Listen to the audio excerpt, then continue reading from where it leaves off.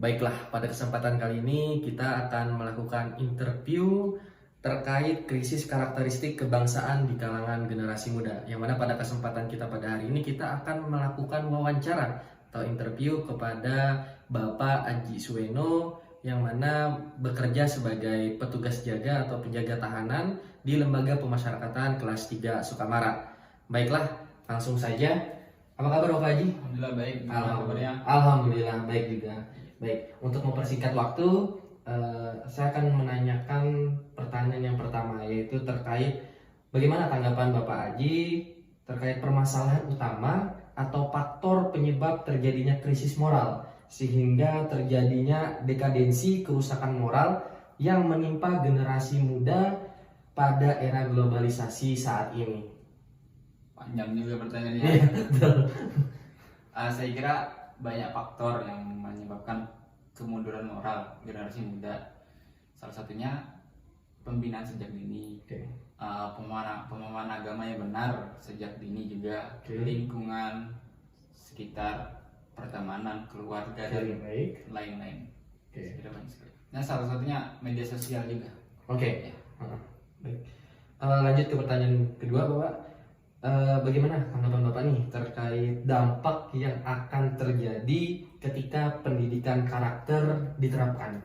Pendidikan karakter sudah sering digalakkan pemerintah sebenarnya. Iya, betul. Saya kira kalau memang terrealisasi, dampaknya sangat besar. Karena ini secara nasional kan biasanya di sekolah-sekolah. Iya, betul. Jadi diharapkan dengan pendidikan karakter ini tumbuh karakter-karakter yang bagus, yang baik, yang berakhlak, tahu tata krama. Kalau kita di pemerintahan itu ada protokolnya lah, ya, betul. Etikanya lah. Saya kira itu bagus sekali untuk generasi muda. Jadi menurut Bapak Haji terkait pendidikan karakter yang akan diterapkan itu sangat penting buat generasi muda. Pertanyaan terakhir nih Bapak Haji. Bagaimana menurut Bapak Haji terkait upaya memperbaiki karakter bangsa? Bisa dimulai dari skop yang terkecil, sebenarnya keluarga, kemudian carilah teman-teman yang baik, yang bagus, atau kita arahkan generasi muda ini ke tempat-tempat yang baik, yang bagus. Kalau misalnya Anda Islam kan bisa ditempatkan di pesantren atau segala macam kan.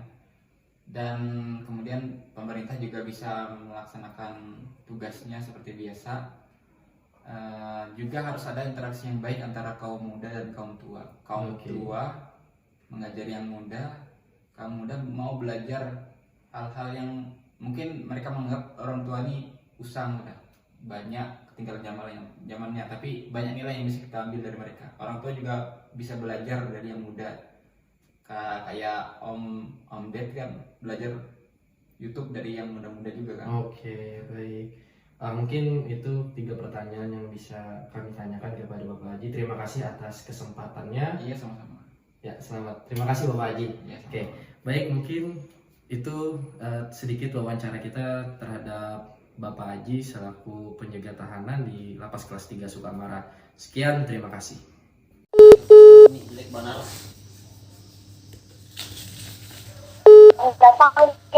Halo, selamat sore. Sore, Kak. Apa benar ini dengan Ade Maria atau Saudari Maria? Iya, benar banget dengan saya sendiri. Izin Mbak atau Dek.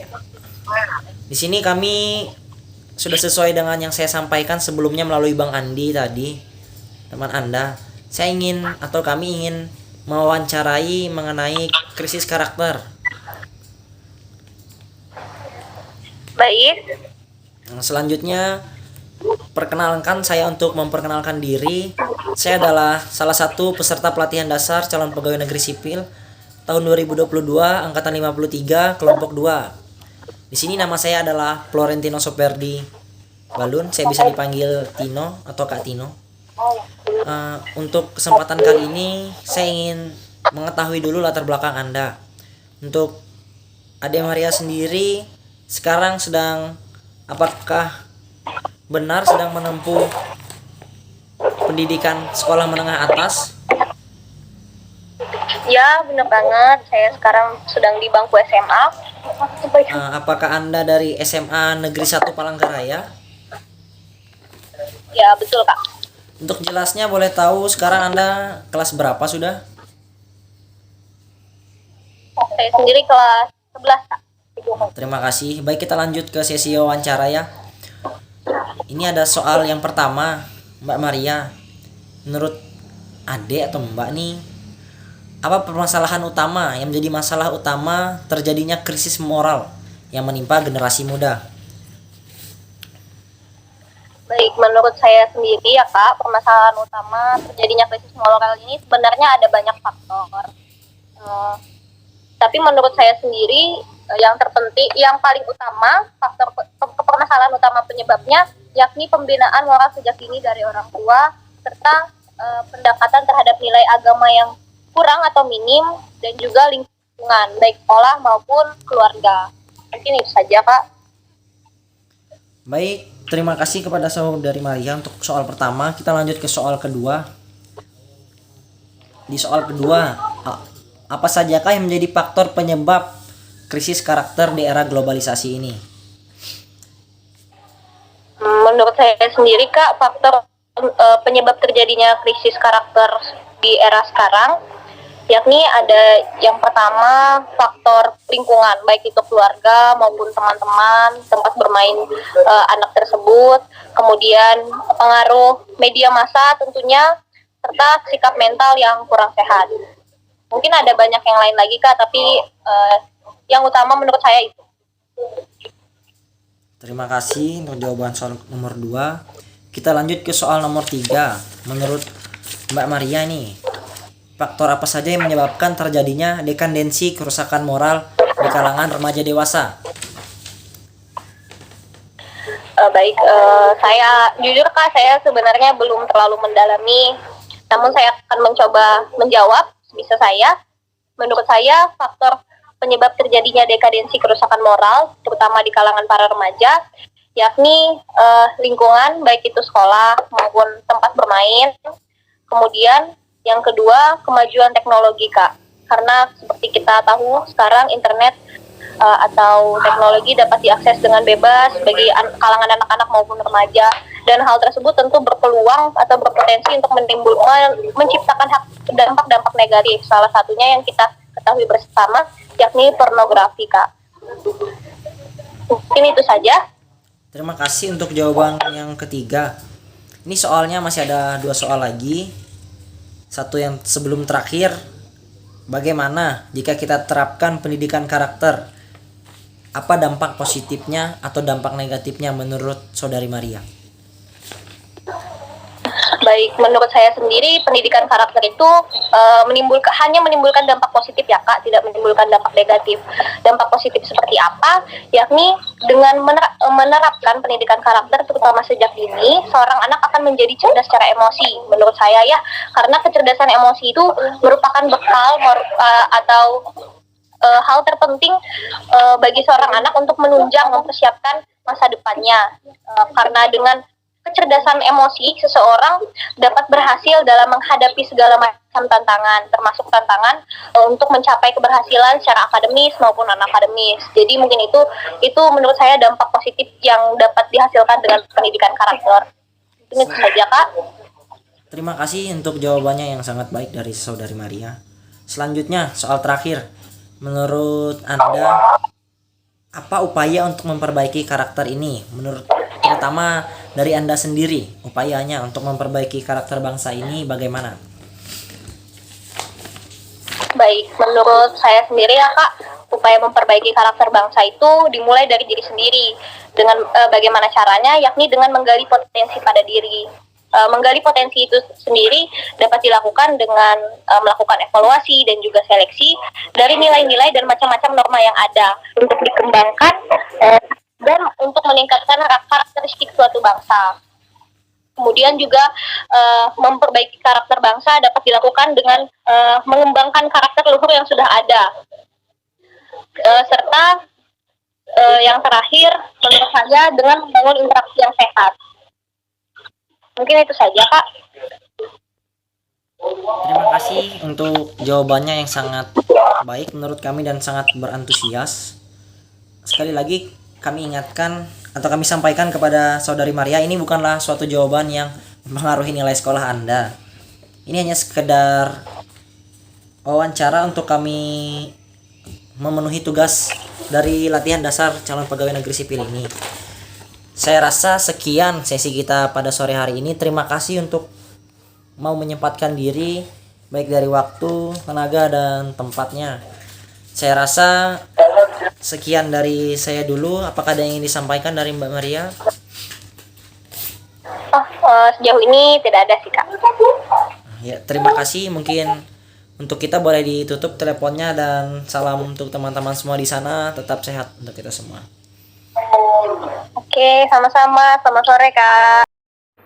Oke teman-teman, di sini kami mendapatkan narasumber selanjutnya, yaitu dari pedagang yang jualannya lumayan laris manis di daerah Muara Teweh ini. Di sini sebelumnya perkenalkan Mas, nama saya Heri Prasetyo. Saya Rahmat, Pak. Oh, Mas Rahmat ternyata teman-teman. Mas Rahmat, di sini kami ingin bertanya sedikit mungkin tentang pengetahuan Mas Rahmat tentang krisis moral yang terjadi pada generasi muda. Mungkin yang pertama akan saya tanyakan adalah bagaimana menurut Mas Rahmat penyebab terjadinya krisis moral yang menimpa generasi muda? Mungkin ada banyak faktor yang mempengaruhi krisis moral pemuda yang terjadi saat ini, Pak.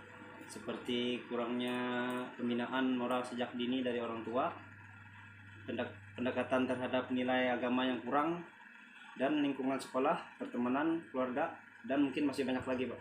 Oh, baik-baik. Jadi ternyata dari krisis moral itu banyak ternyata faktor-faktornya, terutama dari orang tua, kemudian kurangnya ilmu-ilmu agama mungkin ya.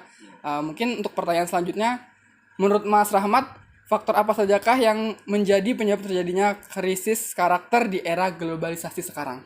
Kalau menurut saya itu seperti mungkin faktor keluarga, Mas, ya. Kayak krisis identitas mungkin, kontrol diri yang lemah, sikap mental yang tidak sehat, pelampiasan rasa kecewa, atau pengaruh lingkungan yang media massa. Oh, oke. Media massa gitu. Berarti pada intinya krisis moral pada era globalisasi sekarang ini paling mendasar adalah keluarga ya berarti ya. Iya, Pak. Keluarga dan lingkungan sekitar yang mempengaruhi. Iya. Oke. Terima kasih, Mas. Kemudian yang ketiga mungkin menurut Mas Rahmat sendiri, faktor-faktor apa saja yang menyebabkan terjadinya dekadensi, kerusakan moral di kalangan para remaja dewasa ini? Mungkin ada beberapa faktor, Pak, seperti penyebab kemerosotan moral dan lingkungan, baik sekolah maupun tempat anak-anak bermain, Pak. Kemajuan teknologi seperti internet di mana anak-anak dan remaja dengan mudah mengakses pornografi, Pak. Sifat dan keingintahuan remaja dengan orang tua, Pak. Berarti ya intinya remaja sekarang ini pengen tahu tentang dunia luar, terutama juga, mohon maaf teman-teman, pornografi ya. Kemudian juga ada kemerosotan moral ya. Jadi mereka itu ingin tahu, tapi mereka itu melupakan bahwa hal itu sebenarnya belum untuk mereka ketahui. Termasuk juga kan pornografi itu kan untuk dipelajari, sekarang juga kan bukan hal tabu. Tapi untuk dipelajari, bukan untuk dicoba. Oke, mungkin pertanyaan keempat, menurut Mas Rahmat sendiri nih, bagaimana dampak yang akan terjadi ketika pendidikan karakter diterapkan? Mungkin dengan pendidikan karakter itu seorang anak akan menjadi cerdas emosinya, Pak. Kecerdasan emosi adalah bekal terpenting dalam mempersiapkan anak menyongsong masa depan. Karena dengannya seseorang akan dapat berhasil dalam menghadapi segala macam tantangan, termasuk tantangan untuk berhasil secara akademis. Berarti pada intinya bagaimana cara pendidikan karakter yang mudah diterapkan adalah dengan pendidikan karakter pendekatan emosi ya, berarti anggapan bagaimana cara orang tua menyentuh langsung ke emosi anak tersebut biar anak tersebut menjadi lebih baik ke depannya. Oke. Mungkin ini ada pertanyaan terakhir. Kira-kira menurut Mas Rahmat sendiri, upaya memperbaiki karakter bangsa itu ada apa aja sih? Mungkin ada beberapa hal, Pak, yaitu dengan melakukan evaluasi dan juga seleksi dari nilai dan macam-macam norma yang terunggul untuk dikembangkan, mendorong dan meningkatkan karakteristik suatu bangsa.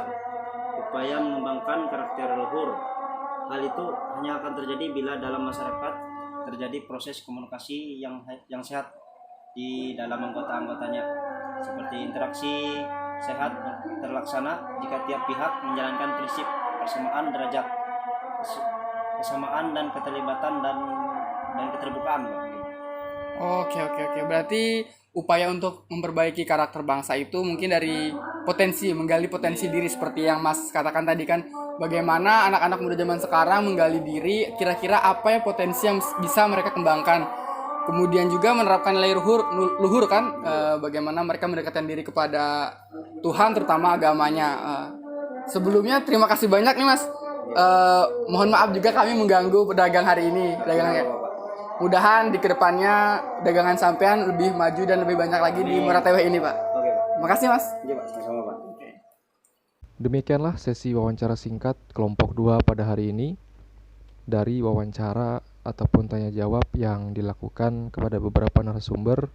Dalam hal ini terdapat 3 orang narasumber, yaitu yang pertama Saudari Maria, seorang siswi di salah satu SMA negeri di Palangkaraya. Kemudian Saudara Rahmat sebagai seorang pedagang.